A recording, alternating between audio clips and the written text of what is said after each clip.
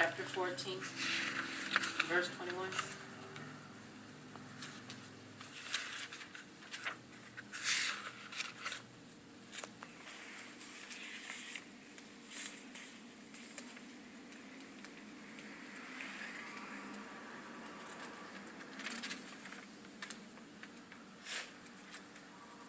Could you, Nathaniel, read verse 21 for me? Then Moses stretched out his hand over the sea, and the Lord swept the sea back by a strong east wind all night and turned the sea into dry land, so the waters were divided. 22nd.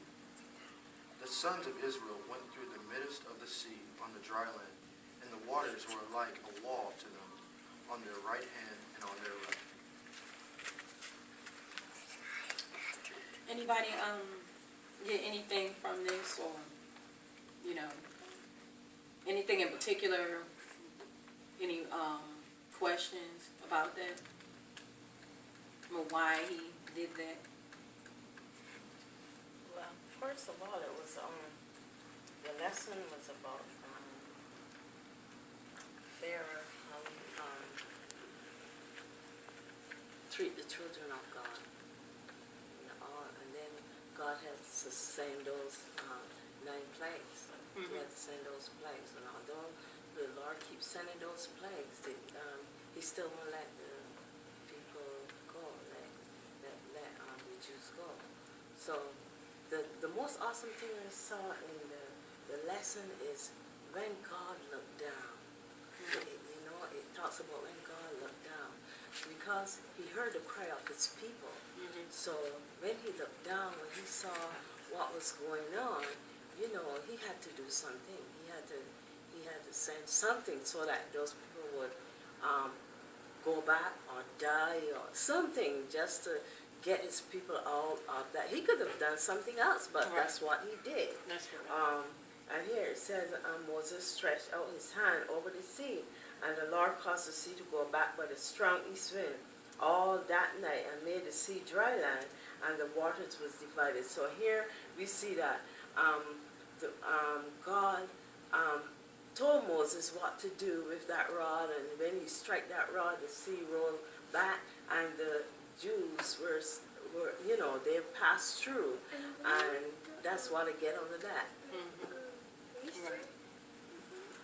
It's because of his obedience. Yeah. Because of his continual yes. obedience. As frustrated as he got whenever he had to speak to Pharaoh, he maintained his obedience to God and was able to bring them to that part where they started leaving Egypt. That's one of the things where I was, when I was reading it, and and I'm seeing how, where he said he held back a strong east wind all that night. Yeah. How mighty who do you know that could do something like that? And he worked through Moses when he didn't even have to work through Moses. He could have just did it himself. But he had already, told Moses that, he was going to show himself through Pharaoh's anger, through all the actions, no matter what, just maintain what I tell you to do, and I'm going to show y'all who I am and deliver you. And I saw in it how God cut off any way for those Jews to go back. Mm-hmm. Because when the Red Sea came back, they couldn't go back. Right. They had to keep going forward. Yeah. And that's definitely something to think about, because when he brings you out of something, why would you want to go back? That's true. And so he made the point that they couldn't go back. Yeah. He made that point that not only am I going to bring you out of this, but I'm going to make sure that you're not going to be able to go back to it. Could you read Evangelist for 23 and 24? And the children of Israel went into the midst of the sea upon the dry land, and the waters were a wall unto them on their right hand and on their left. And the Egyptians pursued and went in after them to the midst of the sea, even all Pharaoh's horses, his chariots and his horsemen. So here we see that the Egyptians were pursuing after them. They were going after them because they wanted to bring them back, to let them go back and work for them. Because when the Jews left, they were like, they were shocked. They were, what are we going to do now? These people gone. These people accustomed working for us, and they're not here anymore. So, Pharaoh sent them, to get them back. But here, God, there was no going back for these people. And the children of Israel went into the midst of the sea. So here is where God brought them into the midst of the sea. This is so amazing. And then upon the dry land, and the waters were a wall. So the waters went to the right and went to the left. And the Egyptians saw what God was doing, so they were amazed. They wanted to go behind those people. We want to get them back. So, sometimes people don't think of the amazing thing that they're seeing right at that moment. And they want to go to get them, so that's what they are pursuing, not thinking about God's goodness, His mercy, His love for His people, and they're not remembering how they treat them down there, how God had to send all those plagues on them. They just wanted to get those people back. And here we see the Egyptians pursue and went in after them to the midst of the sea, even all Pharaoh's horses, his chariot, and all his horsemen. So all these things that went in after the Jews, when we get to the next verse, we'll read about it. I have to stop there. Did you read 24? I know you read 23. Did you read? Oh, you want 24? Yes, ma'am. Okay. And it came to pass that in the morning watch, the Lord looked unto the hosts of the Egyptians through the pillar of fire and of the cloud, and troubled the hosts of the Egyptians. So here we see that I was talking about just now, and it came to pass that in the morning watch, the Lord looked unto the hosts of the Egyptians. So here we see that He was looking, he was watching them. He saw what they were doing. They were coming after His people. So He had to, through the pillar of fire and of the cloud. So that's where God was watching and troubled the host of the Egyptians. So now it's come time that God is going to do something about those people who was terrorizing and treating those the people of Israel in a way that they should not have been treated. Yeah. And I'm in awe. I'm just, because he's been, revealing this message to me for quite some time now. And how, the way he manifested himself the entire time, it was just awesome how he just drew them. And when you're in that critical moment, you have to focus on what's being said, the instructions that's set out. You can't just be distracted by the miracles that are being performed in front of you. It's like it's a natural thing to want to stand there and just look. But you can't just stand there and look. You have to keep moving, and you got to do whatever it is that he tells you to do. Because of that distraction, you can lose out. And it was amazing how the hate, the hatred that overtook them, Pharaoh, and he didn't even recognize. I mean, it was so much hate in him that he just overlooked how powerful God was. I mean, all of these things that he endured, even the death of his own child, and yet his hatred was so intense that he just continued to pursue these people and keep them. And we can also look at it in ourselves. Sometimes God has to cut off relationships that we want, people that we want to be with as friends and keep them as friends. Sometimes God has to cut off those relationships so that we can hear him, so that we can, come and get in a relationship with him and follow him and do the things he has called us to do. Because look at it in that way too. Right. Yeah, that is very true. That, when it comes to once we really start living for Christ and we really start making that true commitment to him, a lot of things that we have in our lives are going to be taken away from us, and he'll take them away. Just like he delivered them, he's going to take it away from us in a way that we're not going to be able to get it back.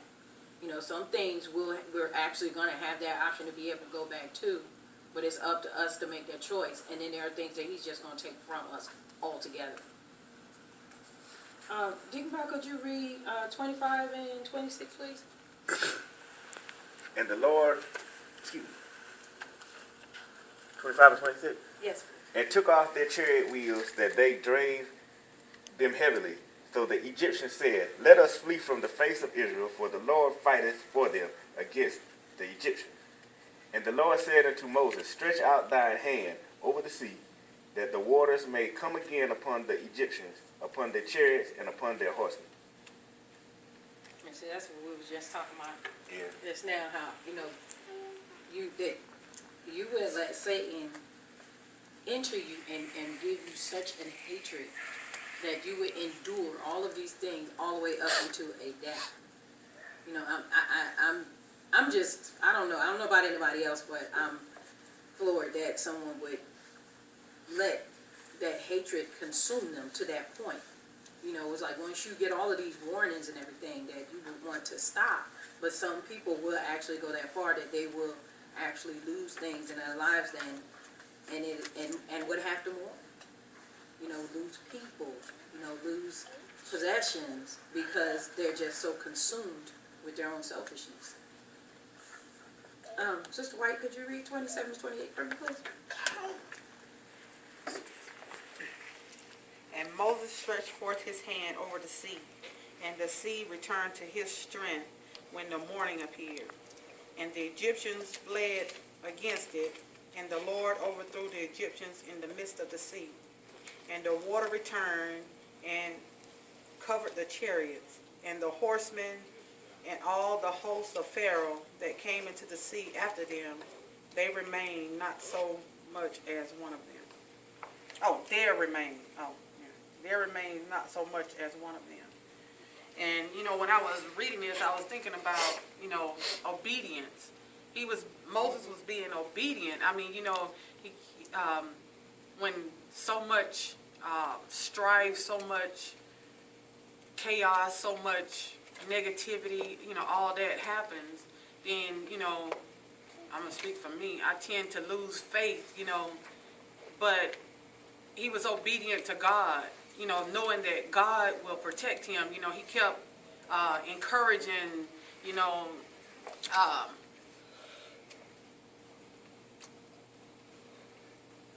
on the tip of my, I lost my train of thought, but he kept encouraging his people, because I know who it is, but I can't.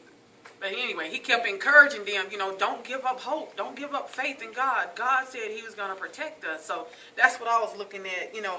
God protected them from their enemies. And just like you said, it was so much hatred, that Pharaoh showed towards the... Help me out. Israelites. Help me. There was so much hatred and stuff that he showed towards the Israelites, And just like you said, he lost his child behind that. It was just a whole lot of stuff that he was going through, but he was so hateful. He had that in his heart, and he was determined, to basically kill them, because they were already in captivity. So he was determined to keep them there. And I just think about how obedient Moses was, to God, and, that God would protect his people. Right. He kept saying, God will protect you. And it was just a whole lot of stuff that happened, during that time frame that the Israelites lost faith. Yeah. But in here we see how, God protected them. Mm-hmm. And he didn't leave none of them, just said. Not one person. 29 and 30. But the children of Israel walked upon dry land in the midst of the sea, and the waters were a wall unto them on their right hand and on their left. Thus said the Lord saved Israel that day out of the hand of the Egyptians. And Israel saw that the Egyptians dead upon the seashore. And see, this, it had to take a while for them to walk through. Yeah. And like I said, you're walking through this, and it can't throw you off because you just don't see something like that every day. But they had to remain focused in order to get through to the other side where he was leading them, and to safety. And at the same time they were getting through safety, Pharaoh and his army were dying, right behind them. The sea was consuming them. And it's like I said before, oftentimes we get so consumed in our selfishness, and sometimes we, just, like Evangelist Murray said, we get attached to people or things, in our lives that, we lose focus of God. And, because of that, in our hard-heartedness, that, we have to end up losing things, and these are things that, some things, like you said, God's going to just take away from you anyway because you don't really need them. And, it's just causing a lot of problems for us, and we're not growing as people. And, I know just by reading this and, how he has been opening this up for me for quite some time. I mean, I've been in this book.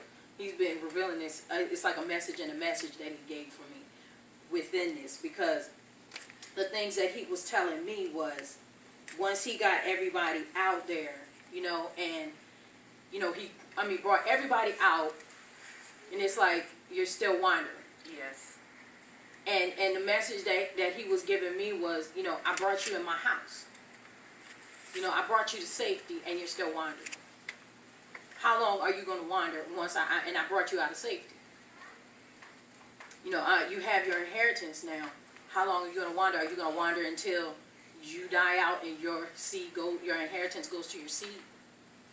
And it's time for us to get hold of our identities and our inheritance and live as he wants us to live, so that not only will we live abundantly, but our seed will live even more abundantly because of what we do, and the path that we set is going to be for them to follow. I don't know about anybody else, but I made it a point to do that very thing. I want everything that he has for me, and with that, there comes a sacrifice. I've had no intention on being in Egypt, and I'm out. And now that I'm out, I intend on staying out. And so, I encourage everybody else to do the same thing. If, whatever it is that, God has for you to do it. It is for our better. I mean, he's not talking to us for nothing. He's not giving us these things, these blessings and these messages for nothing. It is for us to grow. And it's not just for us, but it is for our children to take over when we leave. When it's time for us to pass the torch, they got to have something to take when when it's time to pass it to them. And, empty messages is just not going to do it. We have to do like we say. And we have to find our identity in him in order to do that. And once we find our identity in him, and we find out exactly what it is that he wants us to do, then the path will be set. And we will truly be on our journey. Anybody have anything to say? Because I can keep going on. I was just thinking about what you said when you was talking about, how God brought them out of the wilderness. But then yet you still see, it's like they were still losing hope, losing their faith was dwindling. Because, although he brought them out, he protected them throughout the whole thing, quite naturally, we're all going to struggle, while we're going through. But even after all the miraculous works they saw from God, they were still, like, losing faith Yeah. because, you know, I'm back, but yet and still, you know, I'm going through. Yeah. So I should have Yeah. stayed over here, you know, to what I know. But, you know, that's, Yeah. you know, it happens a lot. Yeah. It happens a lot. Yeah, it it happens a lot that, you know, we trust God in some things, but we don't trust him in all things. You know, when he said, I'm going to protect you, I'm going to give you everything that you need, not want, but everything that you need, but then yet and still, you know, it's like, but God, you know, okay, how long am I going to go through? Right. How long am I going to, you know, I can't, well, yeah. No, you want something because what I was getting just now when you asked that question is that we have a tendency to ask God that question when we really should ask ourselves. Exactly. When what he had gave me with everything that you just said, the thing that he actually revealed to me, because I was saying those very same things, you know, like, you know, you bring us out, you know, and you know, like he was telling us, you're wandering, you're still wandering. And the thing that he revealed to me was culture shock. Yeah. It's a culture shock because you went from this whole entire different lifestyle that basically a lot of them were even born into slavery. So this is all that they know. Yes. This is all that they know. So to bring you out of this, and now you wake up in the morning, you don't have nobody cracking the whip to you. Yeah. You don't, I mean, you had a set schedule every day, from beginning up until the time he brought you out of there. You had a set schedule on what you did from the morning, the time that you rose until you went to bed. Now you're a blank slate. Yeah. So now you have to make your own schedule. But you don't know how to do that. You don't know how to live because you never lived. Your life belonged to somebody else.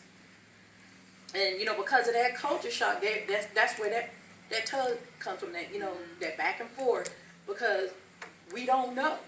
This is what we've been doing, and now we have to do something totally different. And so, you know, and that's why we have that grace, and he has that wisdom and patience for us, because he knows it's going to be a little pull and tug, but he knows the people that are going to truly be sincere enough, that pull and tug is going to die.